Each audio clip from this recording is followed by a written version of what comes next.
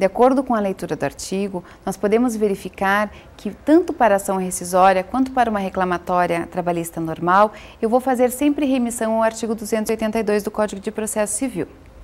Isso quer dizer que toda petição de estrutura inicial, ela deve obedecer àqueles requisitos. E esse é um dado muito importante, porque na verdade ele vem me dar uma noção geral de todas as peças processuais que eu possa montar na Justiça do Trabalho, para que a gente possa estabelecer, então, esses dados em relação à prova de ordem, esses cuidados especiais em cada questão específica. Vamos à primeira questão. Pedro da Silva foi contratado pela empresa Fênix Júnior, que desenvolve uma grande empreitada no Iraque. Seu contrato de emprego foi firmado na sede da empresa no Rio de Janeiro. Após a contratação, Pedro foi imediatamente transferido para o Iraque, a fim de desempenhar as atividades que lhe eram pertinentes. Após longo período de permanência naquele país, sentiu-se lesado porque laborava em horas extras e, vez em quando, laborava sem folga semanal.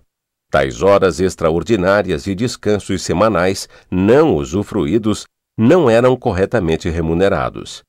Pedro resolveu acionar a Justiça do Trabalho para reaver direitos decorrentes daquela relação de emprego. Formulado então o enunciado da questão, trazido o problema à tona, vamos às questões específicas em relação a essa problemática. A primeira delas diz respeito à seguinte situação: qual o juízo competente para apreciar a demanda proposta por Pedro da Silva? Em relação ao juízo competente, nos remete à análise da competência da Justiça do Trabalho e diz respeito à competência territorial. Por quê? Porque esse trabalhador ele foi contratado dentro de uma localidade no Brasil para trabalhar fora do Brasil, no caso, no Iraque. Em virtude desses dois estados, o Brasil e o Iraque, se investiga qual o juízo, qual a seara trabalhista, qual a Justiça do Trabalho competente para julgar a lide proposta por Pedro da Silva.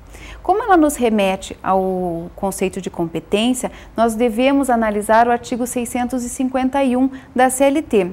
Vejam que, na verdade, a resposta é muito simples. Ela se encontra dentro da própria legislação e daí a importância de se voltar a estudar toda a parte de direito material e de direito processual quando das respostas das questões.